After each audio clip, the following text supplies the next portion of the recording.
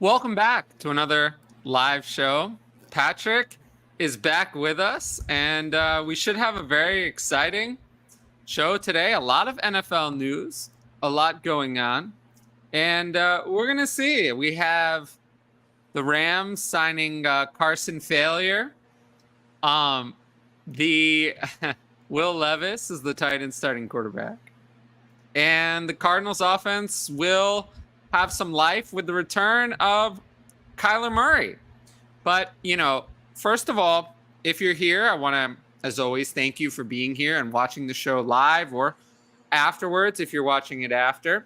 I want to remind you to like, comment, and subscribe to the channel. It's very important to do that because, well, it's important. If you don't like, comment, and subscribe, then I'll have to keep firing co-hosts. Two are already gone. We're going to see. We're going to have to see. But, we'll see. Patrick will be the last to go. He's my favorite. I feel like I'm just your goat that you're dragging along to the end so you can win this podcasting game. The survivor of fantasy football. There is a Survivor Fantasy Football League that Rocky from Trade Addicts talks about.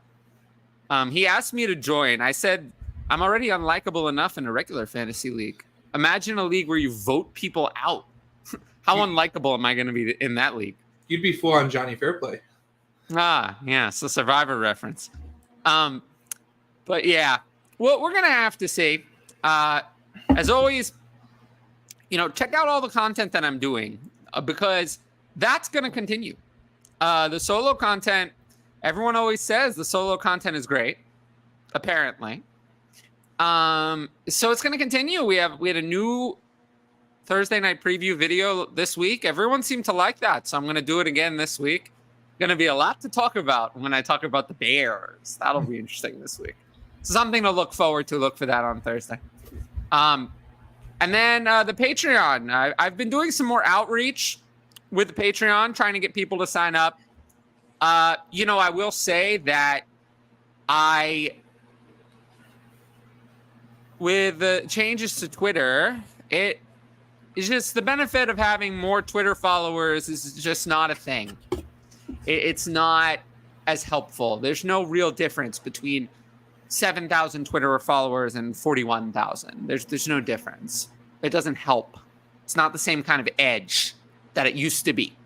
So for those reasons, I'm spending more of my time on marketing and less of my time answering Twitter questions and encouraging people to come visit the YouTube right here, where we talk about a lot of stuff, including on my solo shows where I, don't waste a lot of time with this nonsense. And actually talk about more football. So, people have liked that. But, these shows are nice. And the main reason I do them is because they're live and to get into the people's questions live. So I will say, if you're here, make sure to ask questions. Because if there are not questions, I will pull the plug on live content. I will. Because it takes more energy. It's not as well received. And the views are low. So it's for the people. I do this for the people who are here live. So I want to answer your questions live. Any sort of real content, I'm better off doing it alone. I'm better off doing it pre-recorded. I can give you my best 15 minutes instead of just whatever time the live show is. No interruptions, no distractions. So if you're here, ask questions because this is the only way you can ask them live. There's not going to be more live shows. So this is here to give you an opportunity to ask questions live. That's why I do this. If there are not questions consistently, I will pull the plug on live show. Pre-recorded will still happen. I have a big plan for content this offseason. A big plan.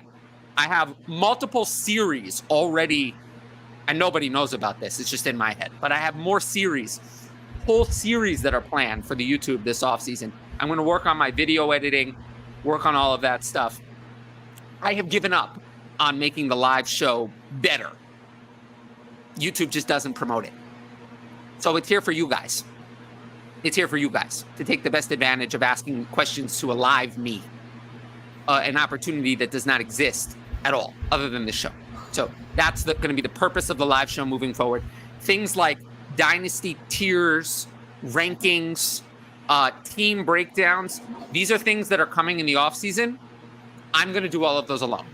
I'm going to do all of that alone. And we're going to focus this show on questions. If there are only enough questions for a 30-minute show, there will only be a 30-minute show. That's just how it's going to be moving forward.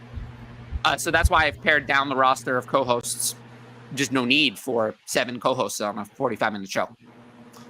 But look for that. There's going to be a lot of content this offseason. I really am telling you, I've put a lot of work in. And there's going to be a lot of work on the YouTube channel. I'm going to have someone walk me through how to do video editing. I can thank Caleb for helping me with that. He's the reason we have chapters on the channel. So I appreciate him for helping me, teaching me how to do that. I hope that you enjoyed the extra production value that's bringing. I'm going to keep bringing that. I've been stalling just so people ask questions. And I see now that Did you see me could you see me scrolling through the chat to see how many questions had just come in? Yes. Because I was literally just doing that as you said, I was stalling. Yes. I always appreciate you being here. It means I don't have to read the questions. Yeah. Saves my voice a little bit. So let's get started with the questions, and then I'll get back into our opening things. The good news is Louis G has plenty of questions today, so I love that. I love that. I appreciate. Look, if there's one thing I appreciate people who sign up for the Patreon the most, because money talks more than anything else in the world, right? That's just how our world works. But the thing I appreciate the second most is people who show up here live and ask questions live. You're taking time out of your day at a specific time to be here. So that's why we keep doing this show. It's for the people who show up live and ask questions live. So I thank every single person in the chat for both watching and participating in the show, because there is no show without you guys. This show is for the people in the chat. So Dynasty, Superflex, full PPR 10 team, Chris Olave or DJ Moore, Puka Nacua in the 24-second. I mean, that's a smash for the non-Olave side, right? Yeah, non-Olave side. The Puka DJM, yeah, the value's on that side. And that's what I like about having only a couple of us here, is we don't have to have 6 or 7 takes of people saying the exact same thing about. Nobody wants that. Nobody wants that. The reviews on the show all say, Tyler talk more, let everyone else talk less. So, nobody wants that, because we all talk over each other. Carson failure. Send him back from whence he came. We did have a lot of bad QBs play this week. Oh, I don't like that layout. How do I fix that? We got to go. There we go. There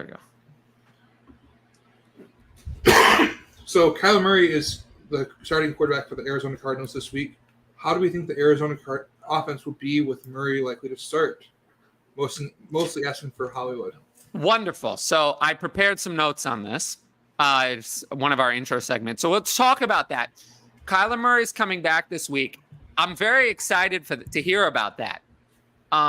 James Conner's also going to return. That's a great thing. I love that. Because we saw last week, Keontae Ingram was unacceptable. Unacceptable. I mean, quite frankly, doesn't look like he deserves to be on an NFL roster, let alone playing significant snaps.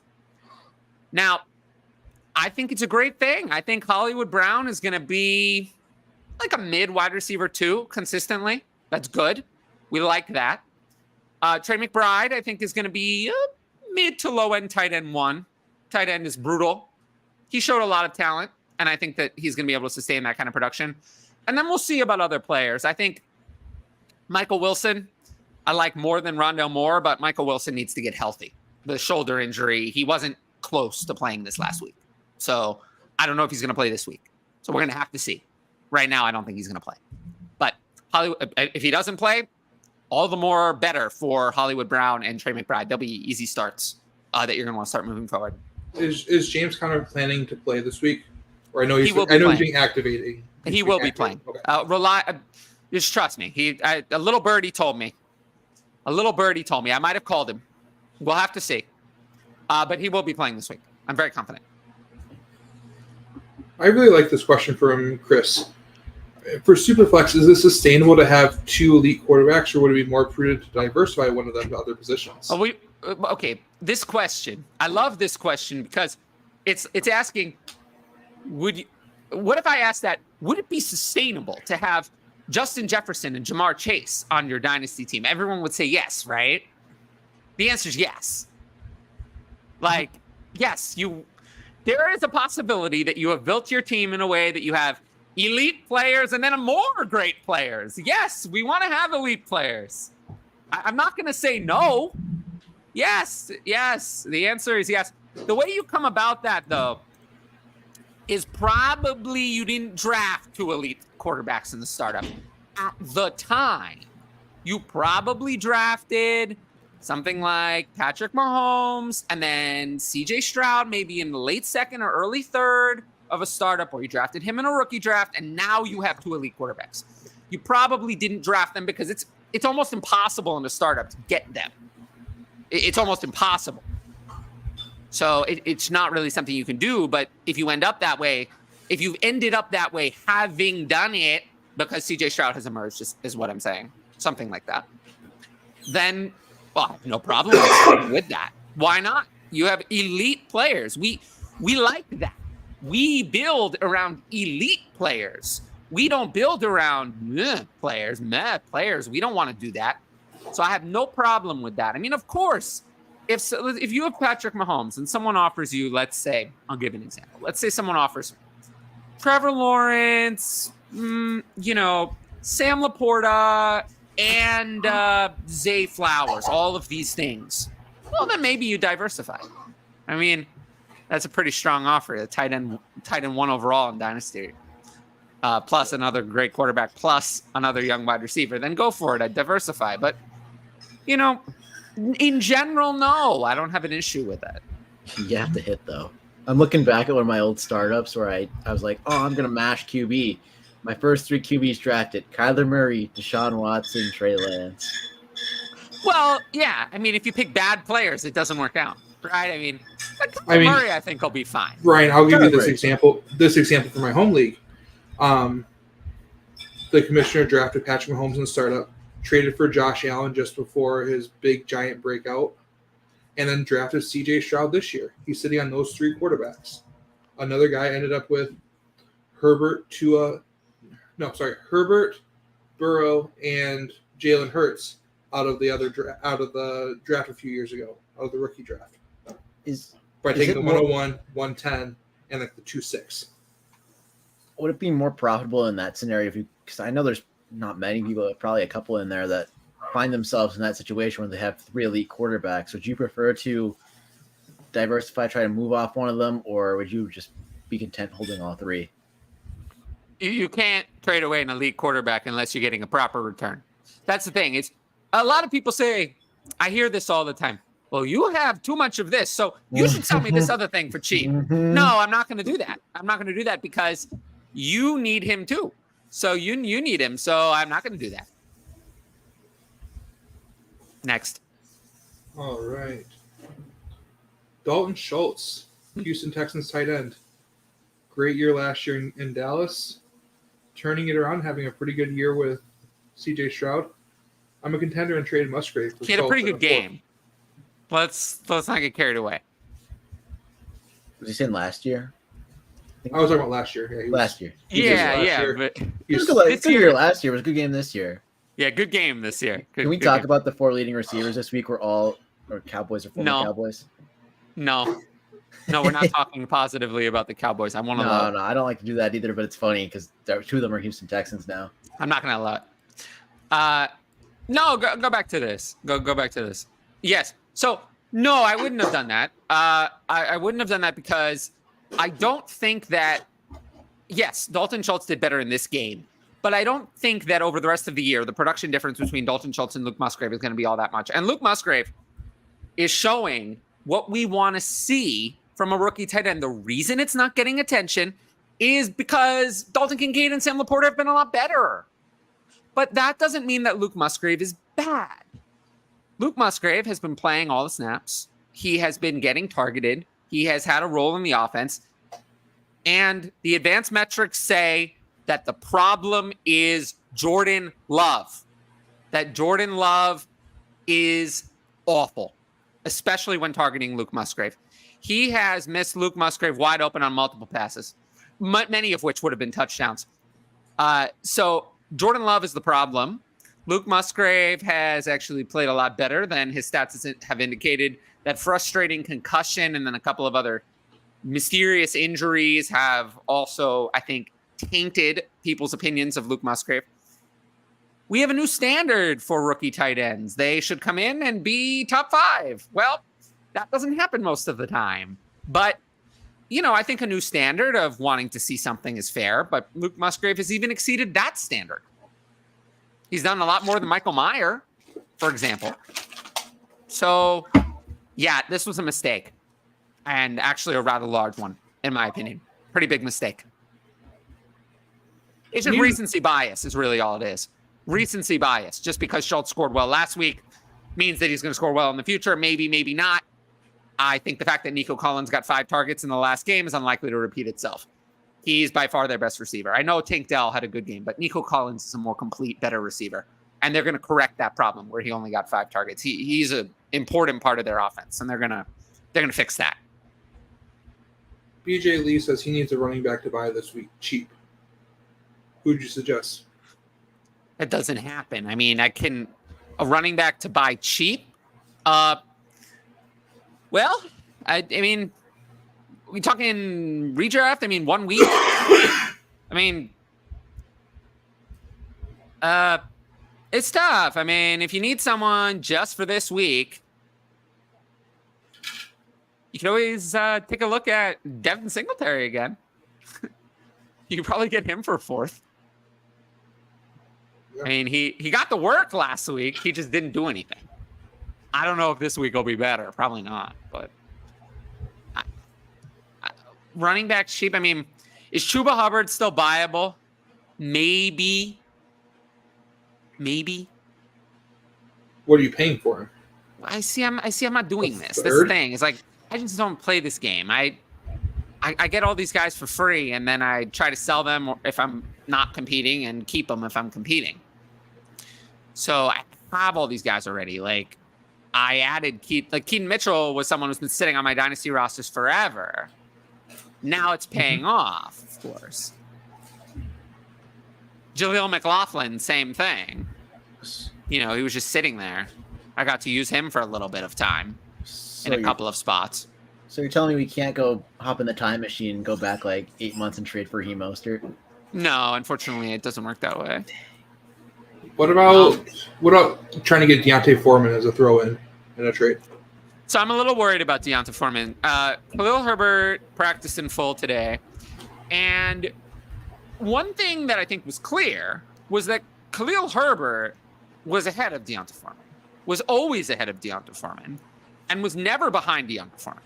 During the offseason, during the season, every opportunity Khalil Herbert was ahead.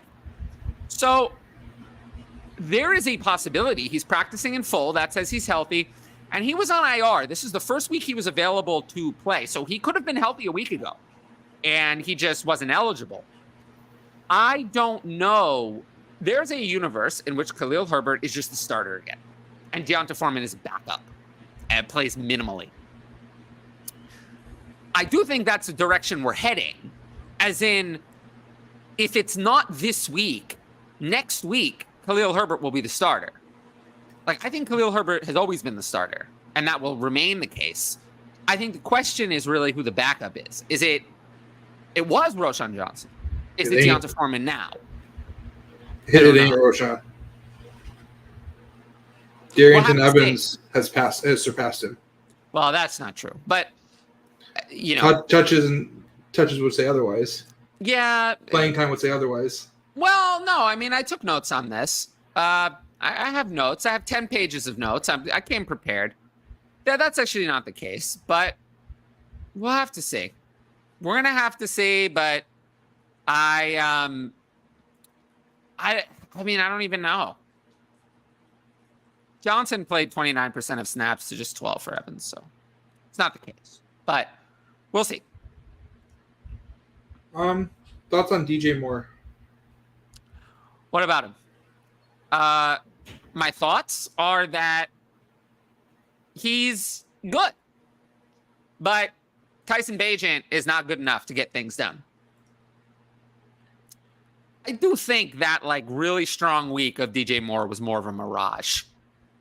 I think with competent quarterback play, of which Justin Fields was providing good enough before he got hurt, DJ Moore is a mid to high end wide receiver too. But we know what DJ Moore is. There is not going to be a universe in which DJ Moore becomes Stephon Diggs later in his career or breaks out as Cooper Kupp did later in his career into an Uber level. That's not going to happen. We've never seen that from DJ Moore outside of a game or two ever. The talent's just not there. DJ Moore, if your whole offense is focused around DJ Moore, it's not a very good offense. He should be the one. I think he can be a 1A, but not a pure 1. But he can be a 1A in an offense. He just needs a real 1B to make the offense go. Then Darnell Mooney is not good enough. I present to you Marvin Harrison Jr. Maybe. Oh, well, but absolutely he'd possible. 1A him. Or he'd Marvin Harrison Jr. is better now than DJ Moore has ever been. So that's he'd make not him a the comparison. 1B. Well, he'd make him the 2. Yeah. He'd make him the True. 2. There's no comparison between those two players. No comparison whatsoever. All right. T. Higgins or Tony Pollard and DK Metcalf? Uh, A lot of players I don't like. Gross. I like T. Higgins a lot, actually. T. I know you Higgins. do. I've never been big on him, so. Well, I think that's a mistake because T. Higgins is very talented. He's very talented. Oh, he He's is. only 20. Well, he's very talented. He's only 24 years old. And I think that people are incapable of evaluating T. Higgins rationally because he's just been involved in so many bizarre, freaky accidents, similar to Keenan Allen. And then one day he wasn't. One day he wasn't. After 4 years in his career, Keenan Allen had been through so many bizarre, freaky incidents, and then suddenly the freaky incidents went away. And then there were no problems. There were no issues. Freaky incidents are freaky. Do you think T. Higgins, the thing with, he was involved last year in the cancellation game. Then there were multiple games where he played and didn't really play. This year, there's injury where he doesn't really play. But when T. Higgins is actually healthy and actually plays, he's always good. So I don't get the concern. The one who's not good is DK Metcalf. Mm-hmm. DK Metcalf has done nothing all year. Nothing at all. I mean, I don't believe he has had a top 15 wide receiver week this year. He has not. He has not. He has had 0 of those. Last week, he had 1 catch. He was totally phased out of the game plan. I don't know what. And then Tony Pollard has been horrible. I mean, absolutely horrible. So I guess the value's with DK and Pollard, but I do not want those players. So I'm kind of stuck in that if I had DK and Pollard, I think I would just keep DK and try to sell Pollard for something else instead of doing this. If I had Higgins, I'd probably just keep Higgins and stick with the player I actually want to move forward with. It's a good question, though. All right. Jahmyr Gibbs and T. Higgins or Amon-Ra in the 24-second? I love Amon-Ra. But so let me just get that out of the way before I answer this question. It's the other side. But I love Amon-Ra. It's the other side, though. This is ridiculous overpay. You can't just overpay for a player that you love. That's how you get into trouble. You're giving away a player who's a similar age, who's also producing, and then another, running back who had 26 touches the last time we saw him. Is only 21 years old with PPR upside. We just can't. We can't do this. This is not a good idea. So as much as I love Amon-Ra, it's the other side. I feel like that 24-second needs to be a first. It needs to be a first. And then another first. I don't know if it needs to be another first, but it needs to be a first for me to even consider it. Khalil Herbert has practiced in full. Are we plugging him in? We can't do that. We can't do that because he's coming off a high ankle sprain, so we just have no idea no idea who is going to be the guy here. No idea. It's not going to be Roschon Johnson. I can tell you that for sure. Roschon Johnson, it's not him.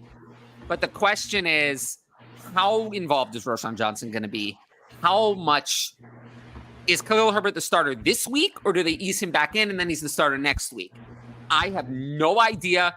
I assume this week is going to be a messy committee, and if that's the case, I'll assume Khalil Herbert will be the starter next week, but I can't risk it. There's a chance Khalil Herbert gets like 3 carries. So the answer is no. I'd rather avoid. It sucks because the matchup is so good. So good. I mean, this is the best matchup. The best you could have. And I don't have any of the Bears running backs inside my top 24 because I just have no idea. Sorry. Luigi says, no, keep the live show. Well, if there are this many questions, I will keep the live show, but it's dependent on the questions. Like I said, the content of the live show, what I think was not working was trying to do these long content live shows. I don't think that works. I think it's better for me to just do those myself, split up the content into videos and get it in a more, because if we talk about Dynasty running backs in an hour and 20-minute video, and you want to know where we talked about, say, Javonte Williams, who knows where you're really going to, are you going to look in the hour and 20-minute video to find it? Probably not. But if I do a video about each team's Dynasty assets, maybe you will watch a 12-minute video to see everything that I talk about the Denver Broncos. And then it'll be chaptered. It'll be really easy to find. So I just see that as a much more actionable form of content. So why not, do it that way? That's the main thing. The live show will be focused on the live interaction because it's live. The other stuff, I can do a lot better with the content if it's pre-recorded. And if I don't like it, I can just toss it out and record it again. I've never actually done that, by the way. I've never re-recorded a recorded show. But I always have that choice if it's really bad. For whatever reason. Speaking of someone who's not really bad, is Tank Dell a hold or a sell right now? If so, what would you want to get for him? Tank Dell. So any player can be a sell, right? Like, if you get the right offer, you're sell. But for Tank Dell, I feel like you need a first. If there's not a first, I don't think I'm going to like the offer. I agree. I think he's a hold based on pre-draft notion still. I feel like some people still have that in their head, even though how good he's played. Well, I don't know. Maybe people just can't adjust, but I feel like you gotta adjust to what you're seeing now, right? Yeah, I think you do, and I think anything less than a first, you're totally right. Is you have to hold him. He's just been too good. Yeah. Absolutely. Oscar has a question that I think is perfect for the Patreon. With the bye weeks, I need to make a drop. Lowest players are Moss, Hubbard. I'm stacked wide receiver, though, so I could go lock it. Maybe do a trade 2 for 1. Yeah, it's a good question for the Patreon. I can help you manage your roster. I just put the link in the chat. In terms of making a drop in redraft, if we're talking just between those, go back to that. Yep, sorry, Just between those two, I'd rather drop Moss and keep Hubbard. Hubbard's the starter. Moss is backup.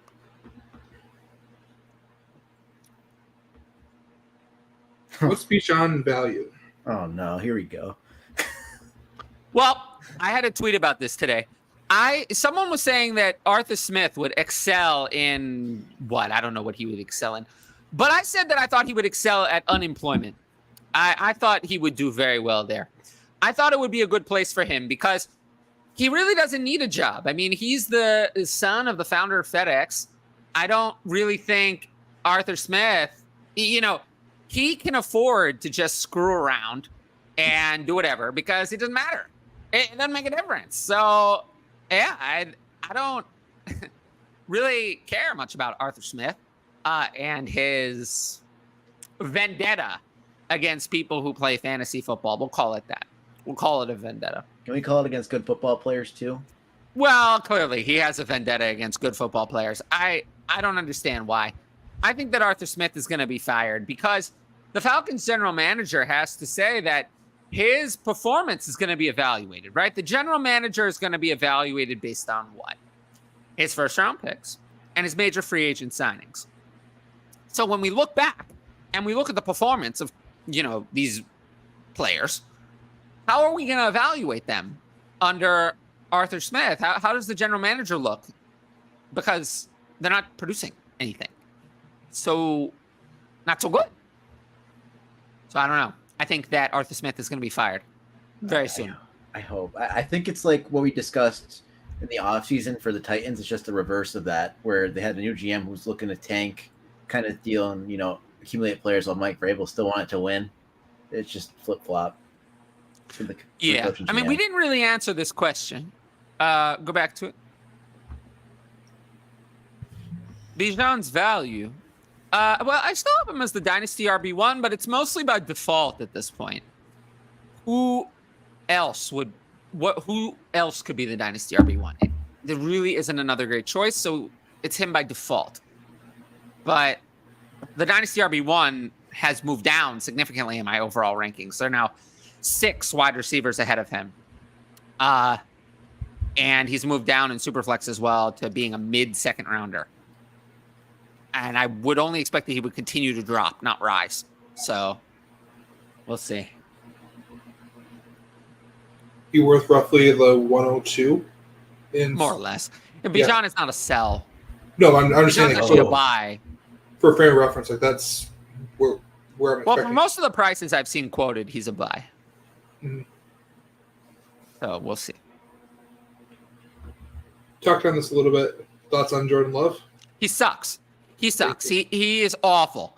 And I heard some people I heard on X, if you criticize Jordan Love, you only watch the one underthrow.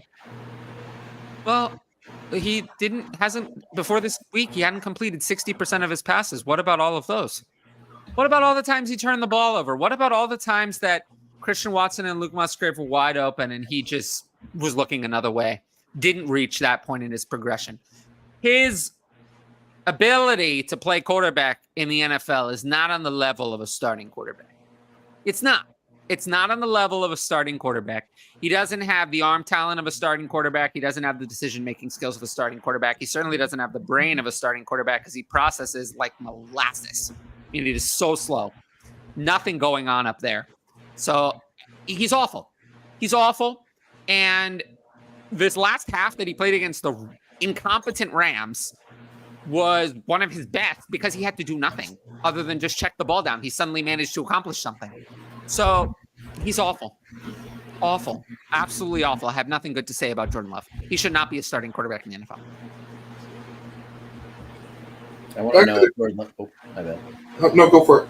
I was going to say, I want to know if Jordan Love scored higher on the S2 test than CJ Stroud. I don't know how that's possible because Jordan Love wouldn't have completed the S2 test in the allotted time.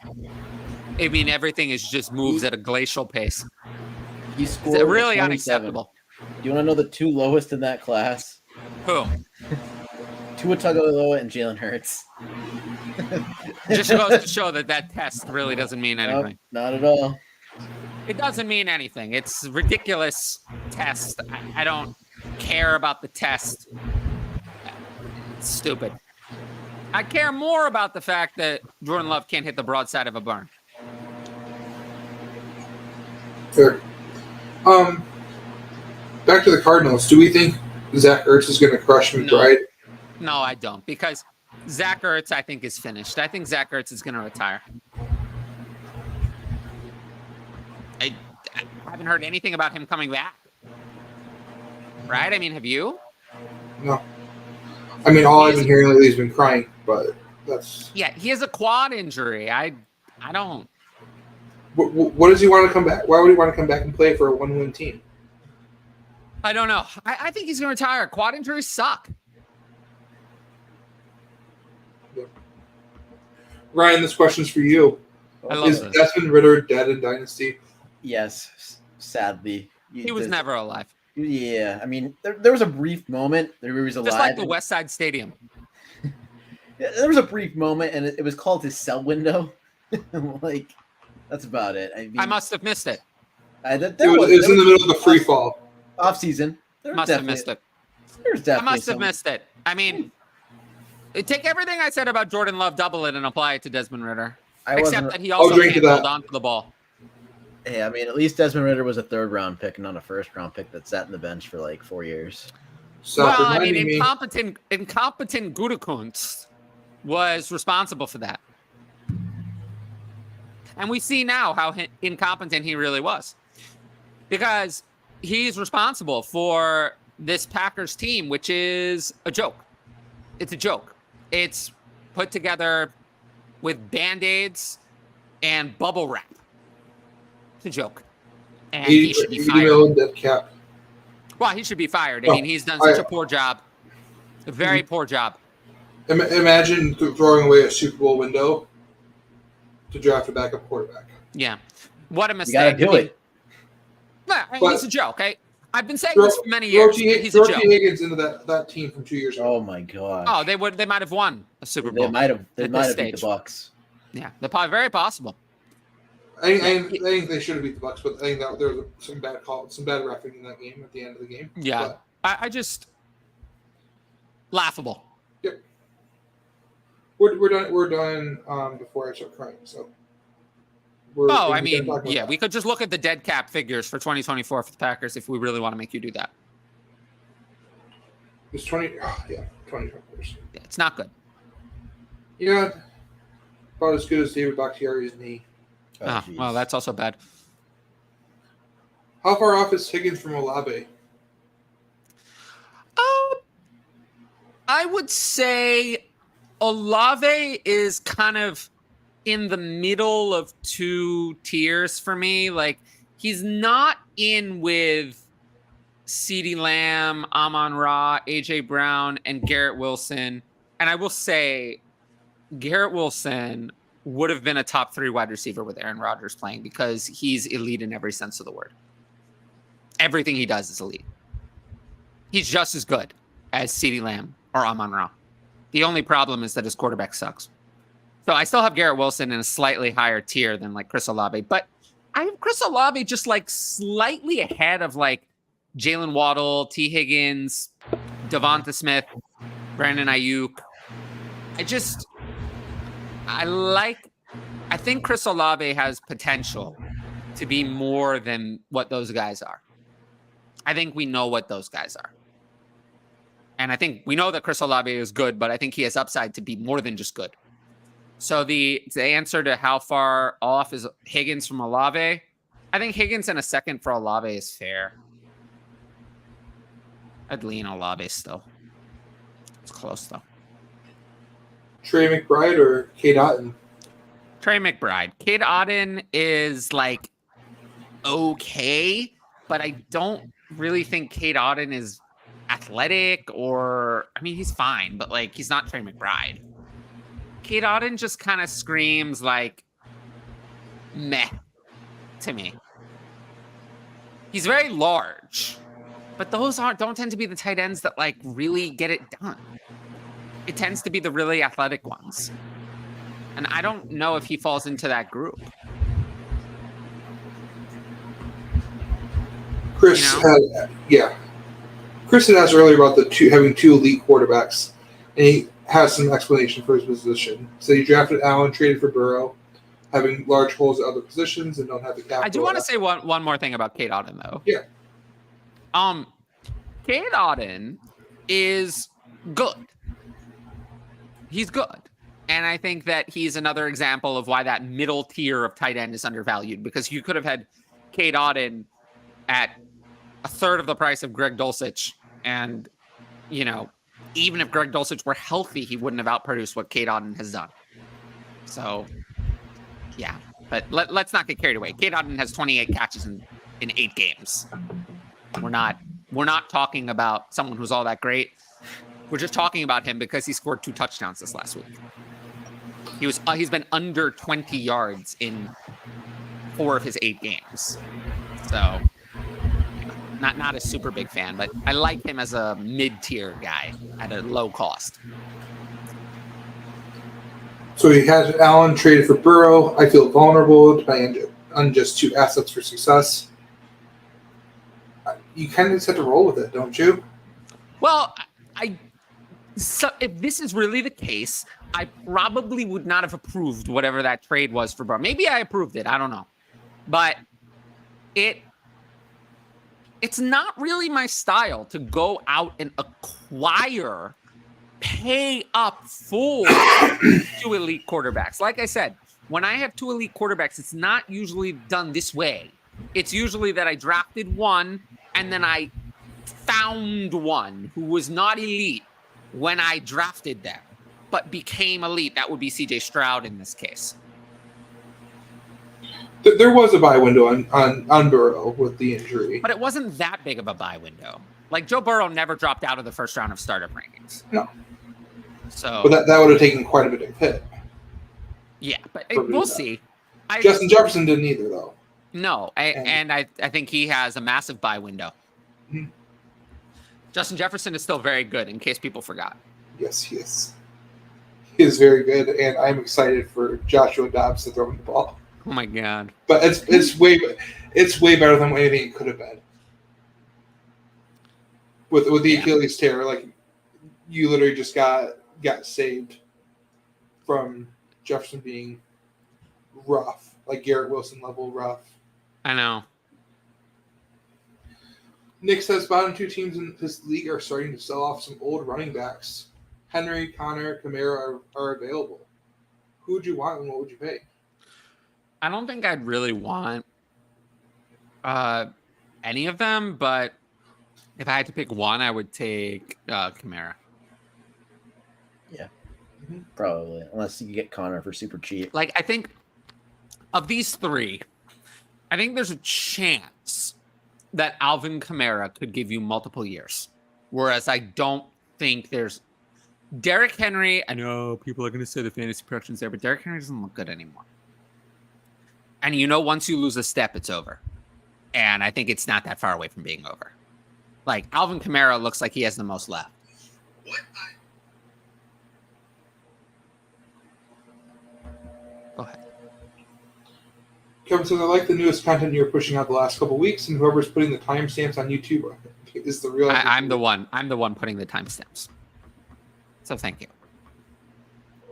It's a lot of work. Not really. It actually only takes like 10 minutes. It's not that hard. But it makes a world of difference, doesn't it? I think so. I mean, I enjoy it as a watcher, as a viewer, not just for your content, but in general. Yeah, I haven't heard a lot of feedback actually about the chapter specifically. It's actually the first comment about them directly.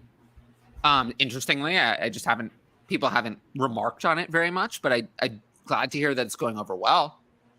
Mm-hmm. I figured it wouldn't go over badly. Figured it could Who only be wouldn't positive. want to be able to find the information they want? Yeah, I didn't think it could be a negative, but I was curious how much of a difference maker it was for people, because I hadn't really heard that all that much. YouTube conservatives would be like, back in my day, I had to watch the entire video. Back in my day. Your opinion doesn't matter. You have chapters in your videos. Anyway, Nico Collins' value. Oh, I mean, it's We more talked than Tank Tank Dell. But it's still not worth much more. He's not worth much more than a first.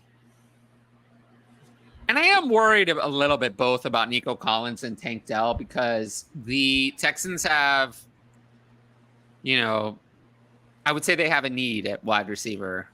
And I do think they could look to fill it, but it's hard to get a premier wide receiver. But I did mention in my CJ Stroud segment on yesterday's video that imagine this offense with T. Higgins instead of Noah Brown. Okay. Wouldn't that be something? It would be. Hey, Tyler, what promos are you running on your Patreon right now? Well, there are many promos. If you sign up, you can have a 7-day free trial. It's only for new patrons. If you have been a patron before, you know what the Patreon is. So you don't get a free trial.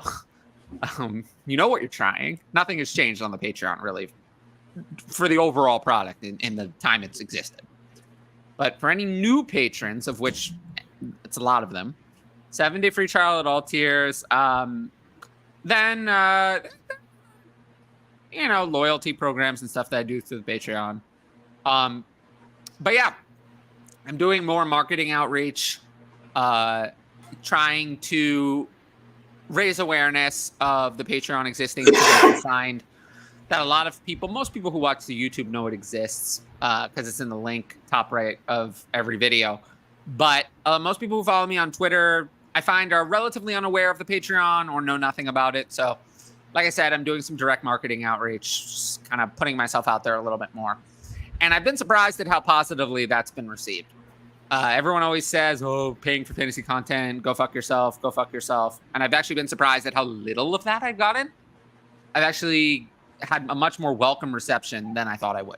So I do appreciate everyone who's taken the time. You sanctioned that Burrow trade. Reading the comments. Well, I mean, just because I sanctioned it doesn't mean that.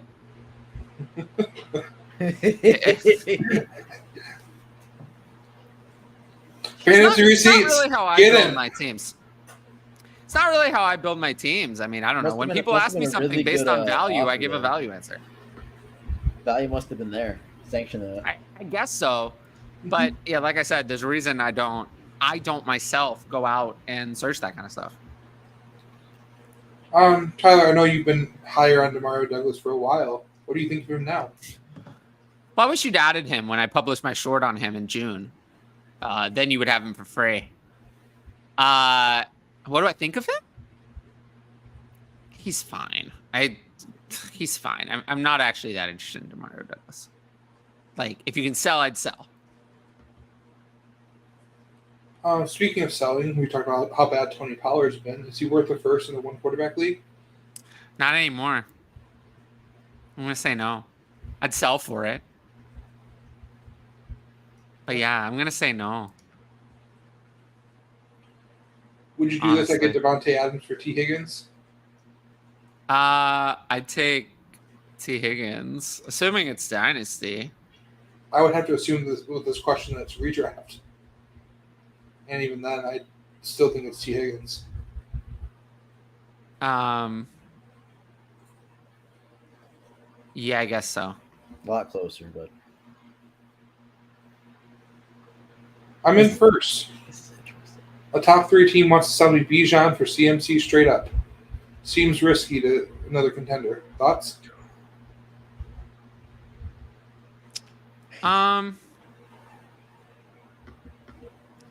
Take Bijan still.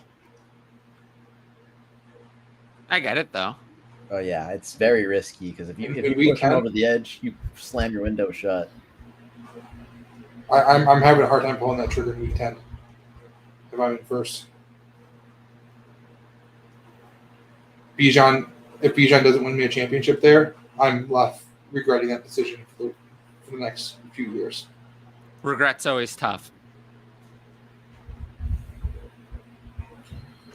Does Jalen Tolbert have any chance to be something after this last game? No.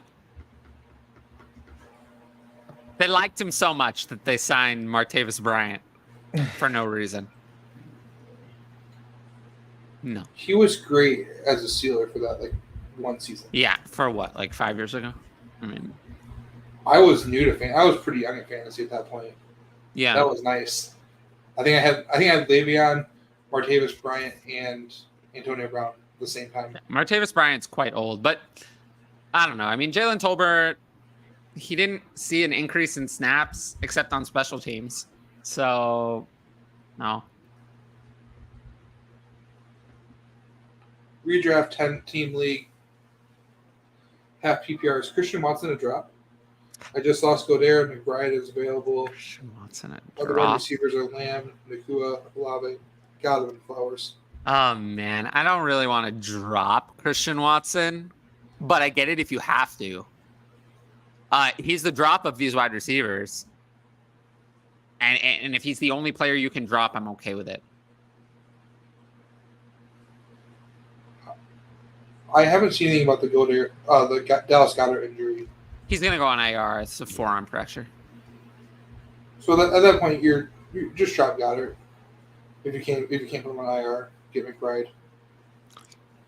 That's true. Yeah, in redraft, I'm fine dropping Goddard. I don't need he's probably going to go on IR. So this week is a bye, and then 4 more weeks. He's not even going to return until the fantasy playoffs. I'm fine and he wasn't good before that, so I'm fine dropping Goddard. Kyren Williams, rest of the season and dynasty value. Well, clearly, the backs that they brought in have all been horrible. So, I assume that Kyren Williams, who's closer to returning, like Ronnie Rivers, is a maybe for Week 12. Kyren Williams, I think if they had a game in Week 10, he'd play. So, Kyren Williams is definitely going to be returning in Week 12 when he's eligible. In terms of rest of season value, I think he'll be like what he was before, possibly in a slightly kind of muted offense.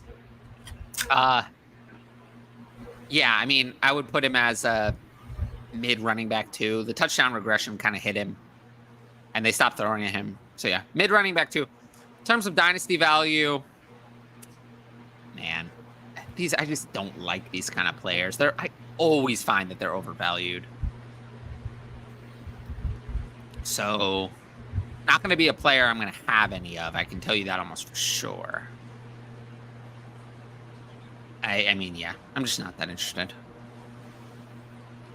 I'd rather try to find the next Kyren Williams than buy this one, if that makes sense.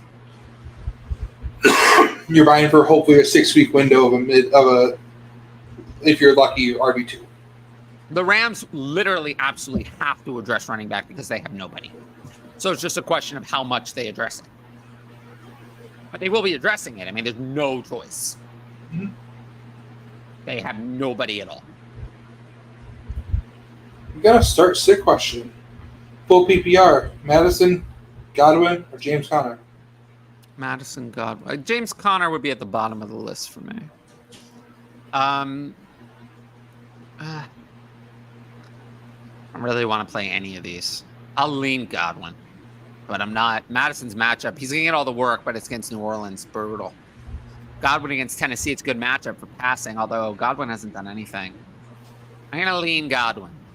Very close between all three, actually, with Connor a little bit behind.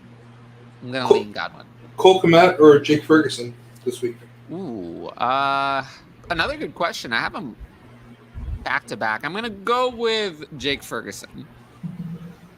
All right, subject to change as the week progresses. That one I don't think is going to change. I think that the passing will be limited in the first game back. Be a lot of running. Hello, guys. Full draft, full PPR. Jay Smith and Jigba is available in my league. Should I drop any of these players? Charbonnet, Kareem Hunt, Spears, Jalen Warren? In redraft, I mean, of these 4, Charbonnet, Spears, and Warren are among the highest handcuff/committee backs there are. As in, if their starter went down, they would be RB1s. Charbonnet especially. And probably Spears too. Warren, I don't know. Probably also. Because they're in 50-50 splits-ish, where they're behind, but if the starter went down, they would probably get everything because there's no one else on the team. So you cannot drop those 3 in redraft. Hunt, even when Jerome Ford was out, Hunt was like just okay. Like he wasn't special. So I think with these running backs, you have a lot of running backs. I am okay letting Kareem Hunt go for Jackson Smith and Jigba because I do think he got a lot more work this last week. And I've ranked the Seahawks receivers a lot closer. I like DK Metcalf, I've pulled all the way down to 18. I have Tyler Lockett at 25 and Jackson Smith and Jigba at 37. And even that feels like a little wrong. I feel like I should have them even tighter than that. So I do think it's possible against Washington. Jackson Smith and Jigba has an absolute eruption this week. and forces him his way into the top 30 weekly ranking, which Kareem Hunt, even with Jerome Ford out, and Jerome Ford is healthy now, Kareem Hunt was not even a top 15 play. And I don't have him inside my top 30 this week. Achane or Higgins? Higgins for me. Louis got a lot of questions about Higgins this week. That's great. We're going to answer those questions. Gibbs, Olave, Higgins, or Garrett Wilson and Amon Ra? Gibbs, Olave, and Higgins. These players are not that different. Slayron says, keep up the great work with a fire emoji. Thank you. Fire represents If you're life. here, put some more questions in the chat because, I want to answer those. But yeah, go ahead. I was just going to say fire represents life. Yes. When your fire is gone, so are you. Go ahead. Yeah. How much more should I ask for if I don't even do it? 1 QB 10 team, half PPR. Mahomes the 25 first and a late 24 first for my Diggs and Burrow.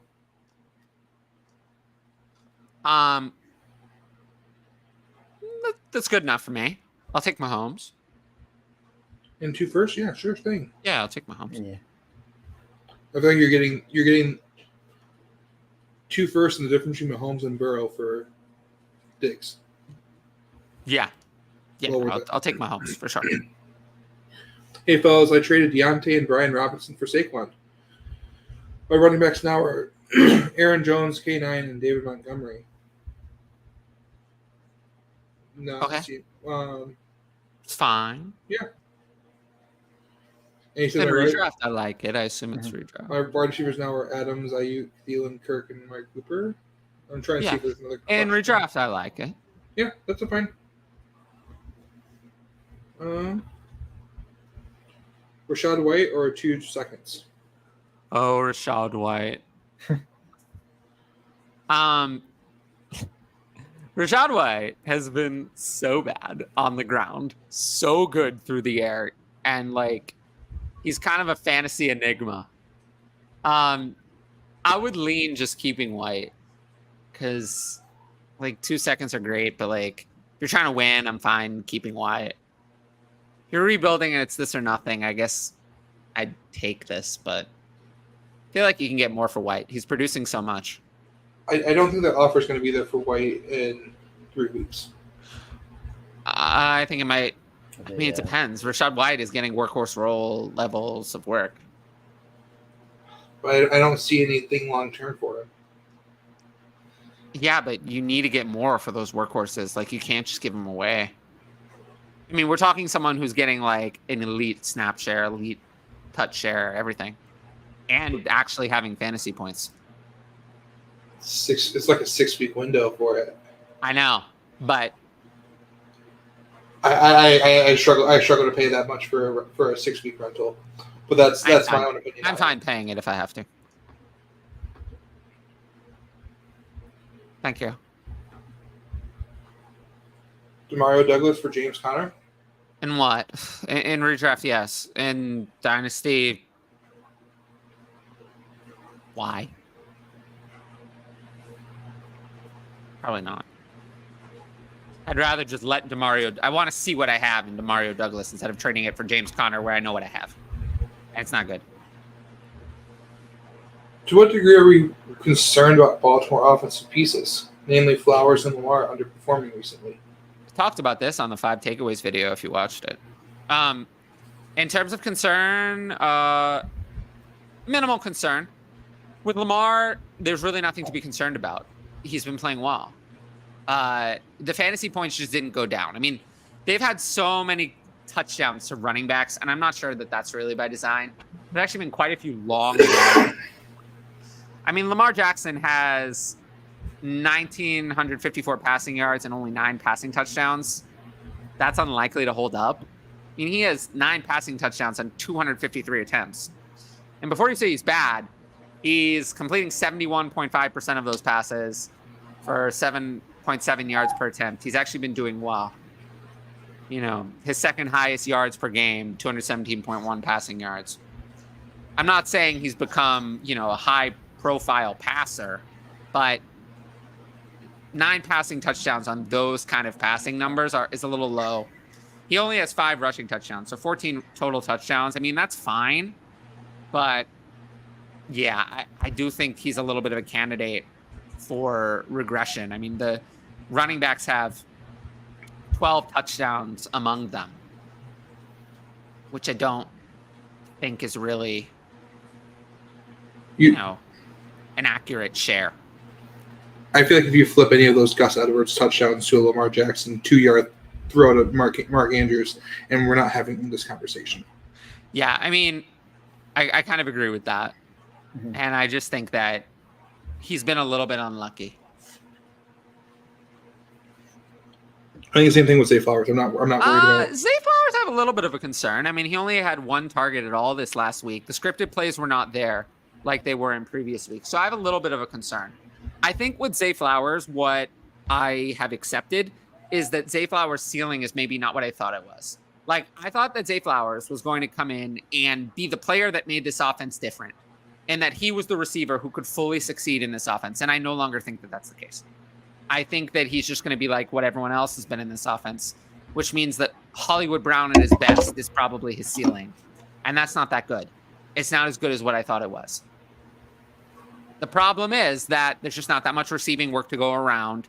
So if it's being split among multiple people, then Mark Andrews is going to be great because he plays tight end, and the receivers are going to be So Zay Flowers is someone I think is talented, but we might have to wait for the time where everyone else is hurt, or, which is when Zay Flowers was doing better, or wait for when he goes to a different team. So I wouldn't give him away, but in his current situation, he's not going to be a wide receiver 1 or even a high to mid wide receiver 2. And this week, I have Zay Flowers ranked low. I have him at 29. And it's tough. That's with a lot of good wide receivers on bye.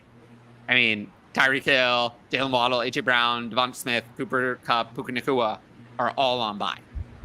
So he's 29 with all those guys on bye. So yeah, about Flowers in the near term, I'm quite concerned. Go ahead. Start Ross or Dak? Dak. I have Dak at 5 this week. I absolutely must start. If you're starting K9, is grabbing Charbonnet a must? I have no idea why Charbonnet was still on waivers. He shouldn't have been. I said to pick him up the last 3 weeks. So, yeah, absolutely. Debo, James Cook, and a 24 first, likely late, and a 24 second early, or Olave and Chuba Hubbard.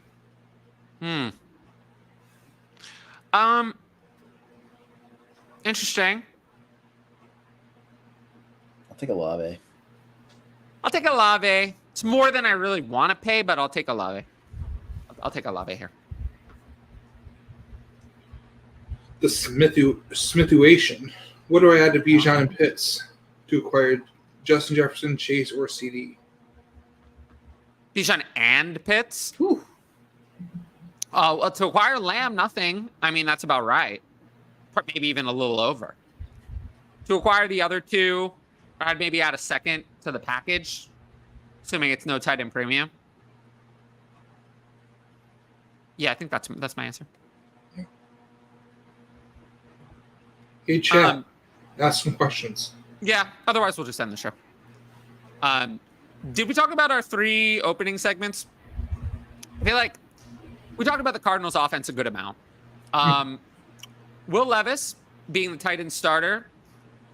Just to give people a slight bit of context on that, in Dynasty, now that he's officially named the starter and will be the starter moving forward this year, I have Will Levis at quarterback 20. So that, kind of in a middling range, behind guys like Brock Purdy, Kenny Pickett, who I hate, but Derek Carr. And then ahead of guys like Geno Smith, Jordan Love. I Russell Wilson, Matthew Stafford. What I've seen with those guys, I don't like. So, Will Levis, I'm kind of on the fence with. his draft capital says that he hasn't locked down a starting job, but we can take that. But the upside is there. So for now, I have him at quarterback 20. I think it's going to be tough for him to get inside the top 15 during this season. He's probably going to need to prove it over more period of time, but we'll see. I would much rather have Will Levis over someone like, Sam Howell. I don't get the Sam Howell obsession. I don't get it. I think those people are just looking at fantasy points, but he's reckless. I feel like it's the time if you're able to sell for him. I think the offers I'm seeing people send out for Will Levis, I would dream of having sent out to me for Brock Purdy or Kenny Pickett or. Yeah, I agree with that. I mean, I'm fine putting him on the block. If I can get a 24 first plus and like a regular 12-team superflex, I absolutely take it. I'm seeing a first and a second turned down. Yeah, I'm fine with that. I'll take it. I'll take the first and a second. Mm-hmm. But in a 12-team, that's what I need.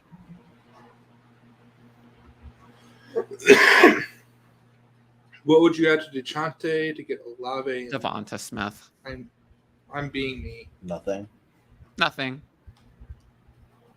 basically. Like a third. Just Olave slightly younger. I do think Devonta Smith is going to smash with Dallas Goedert out of the lineup. He's going to play a whole lot bigger. Yeah. I also will say, I do think that Matthew Stafford is going to start for the Rams. I've heard a lot of people saying that Carson Wentz is going to start it. I don't think so. They cut all their backup quarterbacks. So they realized how bad that quarterback I think it was based on Brett Rippon being embarrassing. I think that Matthew Stafford is going to be... Matthew Stafford was not that far off from playing week 9. I think Matthew Stafford's going to play week 11. But I do think that if he re-aggravates the injury or if they continue to lose, that they could shut Matthew Stafford down to avoid having more injury guarantees vest and move to Carson Wentz to wrap up the season. I just think that they're a professional team, and they saw that putting Brett Rippon out there was not a sign of a professional team. So I think that's why they made this move more than anything else. Can they talk to the Arizona Cardinals about being a professional team? Putting a professional team on the field? Yeah. All 17 games? Yeah, I agree with that. All right, here. Why did it take so long? Because he's an asshole. He's a locker room cancer. Doesn't get along with coaches. Yeah, he doesn't get along with coaches. He doesn't get along with players. He doesn't get along with the general manager. He doesn't get along with anyone. He's likely better than Baker, but Baker can land a job and keep a job because he's likable. Yeah, well, I don't know. I don't want likable enough. That, but yeah. But we'll see. Hopefully it stays with Stafford because I still think Stafford's a lot better than Wentz. Remember that Wentz was run out of town all these times for a reason. It wasn't because he was good. So a lot of people always forget when these players are signed. They think, oh, they're good now. There's a reason people got rid of them in the first place. But anyway, trying to keep these shows shorter, so we can just wrap this up now. If you're here, make sure to like, comment, and subscribe. Or if you're watching it after, same thing. Like, comment, and subscribe. Don't forget about the Patreon. Patreon.com/family advice. Fantasy advice. This is funny. I love this. Family advice would be another thing I could do. That would be a big business that I could get into. I'll take Higgins and Chuba there. And then, yeah, I appreciate that. And I always want to help the people in the chat. Make sure to check out all the solo content on the channel. I'll have a Thursday night preview up, hopefully by like 1 on Thursday. Start set video on Friday, and then takeaways over the weekend, and then on Monday, and then shorts whenever I feel like filming them. And otherwise, if you want more content, go to Twitter at TylerFFCreator. You can find it there. And yeah, appreciate everyone in the audience. I love you guys, and I'll see you all later. Peace.